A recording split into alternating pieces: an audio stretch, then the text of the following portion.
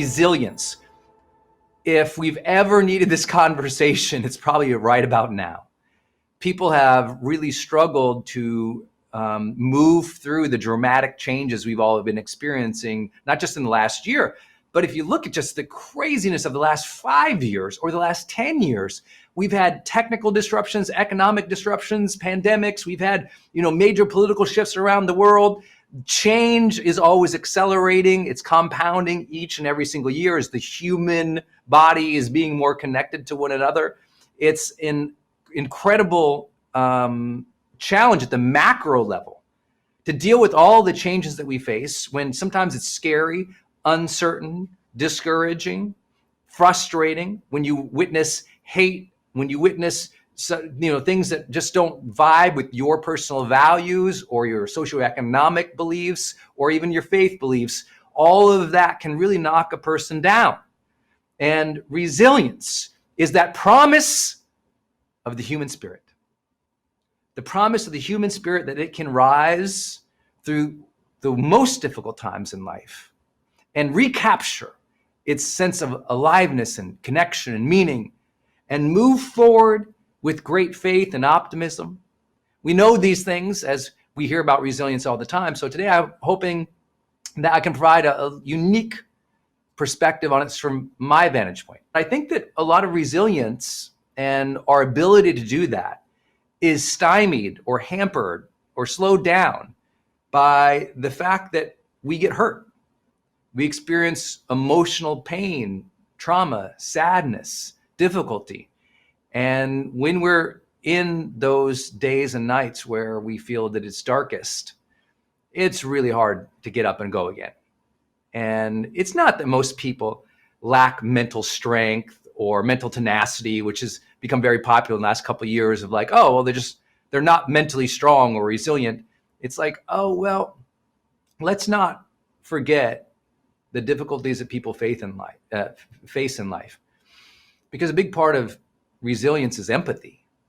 A big part of resilience is allowing ourselves to feel that. Allowing ourselves to feel those challenging days and those dark nights and those frustrating moments. Allowing ourselves to be like, oh yeah, it's all right if I'm not perfect. I'm struggling right now. Resilience always begins with acknowledgement of the difficulty, acknowledgement of the challenge, acknowledgement of the struggle of life, and acknowledgement of the inevitable hardships. Because picking yourself back up or remaining strong and optimistic through difficult times, that's super hard if we don't first and foremost allow ourselves to sense it, feel it, recognize it. And the issue is, when people do sense and feel and recognize it, unconsciously or unconsciously, they often make a mistake. To become resilient, we have to remember, and you're going to write this down, we have to remember that hurt and pain are indicator lights, not the wheel. And let me draw out this metaphor for everybody today, and I'll go deeper on it, because I've introduced this on social media in the past, and people are like, whoa, that's a huge concept. And this idea is that when we're young or we're lacking awareness, or we haven't done our personal development and we're just going through the motions of life, a lot of our unconscious behavior becomes steering ourselves and driving ourselves through or away from pain and hurt. We got hurt when we were teenagers, so we shut down. We felt pain of trauma, so we started doing everything to avoid that versus everything to live life. And so what I use this metaphor as hurt and pain are indicator lights, not the wheel. And that means, imagine you're driving your car. And as you're driving your car, you notice that some of the indicators aren't where you thought they would be.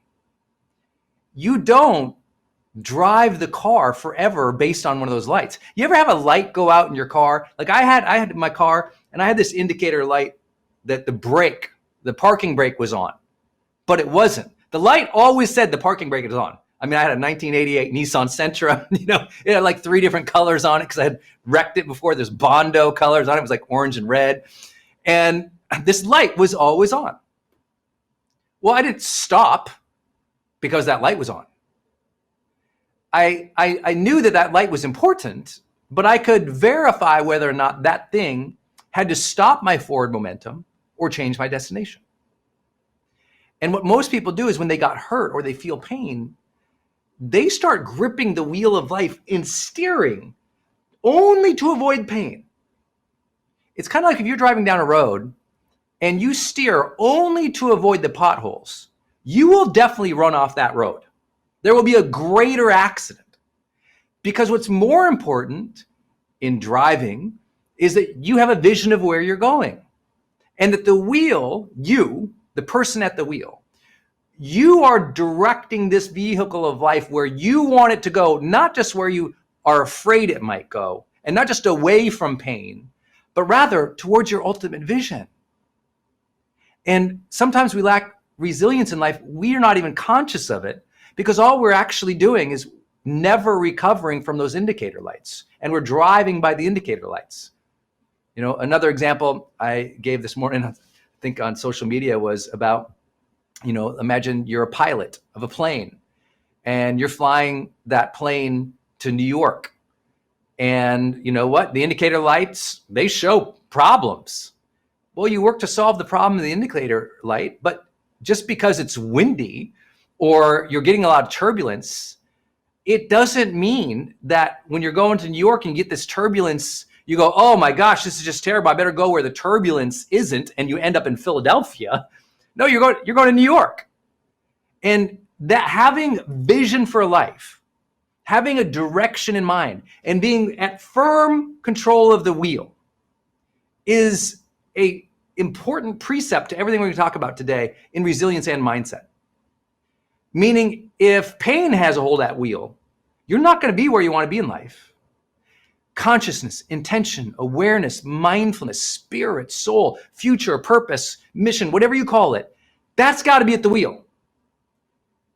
When you got hurt and you were 15, that didn't need to dictate your next decade. You didn't need to drive your next decade of your life because of the hurt. You got divorced at 40. You don't need to be at 50 having just been reacting to that indicator light for a whole decade. What you got to go is, oh, okay, this thing happened. It hurt. I had to check in on myself. I had to make sure that I was okay. I had to take care of that problem or take care of myself, but that's not going to direct my map. That's not going to direct where I go. That's not going to make me steal. It's not going to steal my ability to steer my life. And a realization of resilience comes when often we realize, wow, I did pick myself up, but I went in the wrong direction. See, a lot of people actually have tremendous resilience and they never get credit for it.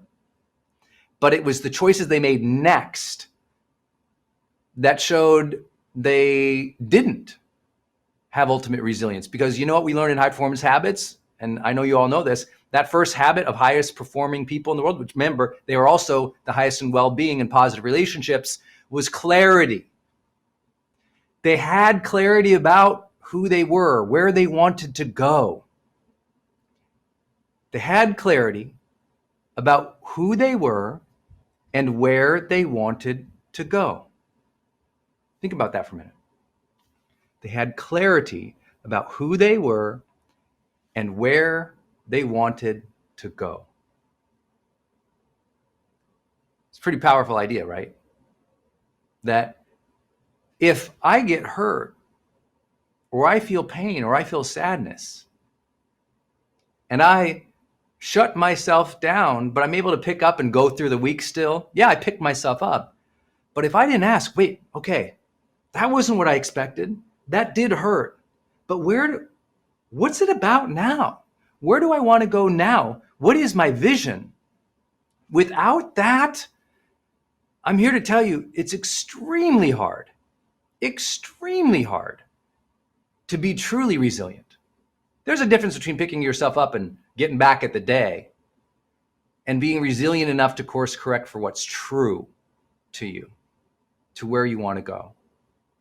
So to be resilient, we have to know in the future, you know what, next time I get discouraged, someone judges me, I get hurt, I'm sad. Next time I experience that, you know what I'm going to do? I'm going to remember that's an indicator I like to check in with myself. That's an indicator I like to check in, see what's meaningful, see what matters to me, and where I'm going to go now. What's the next right action of integrity for me now? What does my future hold for me now? Not to now grip the wheel and stay or live in the pain or the hurt or direct ourselves only from the pain and the hurt. Because what resilience is the ability no longer to direct ourselves from the discouragement, the hurt, or the pain. Now, I know this is kind of like an advanced idea in personal development here, and some people will always say, well, yeah, easy for you to say you didn't have this person break your heart, or you didn't have that happen at your job, or you didn't have this happen, in your business. I'm like, well, I probably did, or work with somebody who did. And if I didn't, the good news is 7 billion people on the planet, somebody did. If you keep thinking your hurt and pain is only yours, it only happens to you, then you feel even more isolated and less likely to enter the world again faithfully and confidently. And so don't be one of those people who are like, you don't understand my hurt and pain, because that's a slippery slope into isolationism. That's a slippery slope into withdrawing from the world. It's a slippery slope of closing off your heart when you think other people can't understand. Maybe the immediate people around you who hurt you, they don't understand. But the world at large, they get it. They've been through it. They saw their parent go through it. They saw somebody experience it. And when we can recognize the common human story that's always struggle or progress, we can go, oh, other people struggle too, but they can progress too. And so can you. This can be your day for personal growth. This can be that day you committed to and you remember and you go, that was the day I got myself a community. I got better coaches. I committed to making my life the absolute best that I could. This is that day. Make today your growth day. Click the button on this page and sign up right now.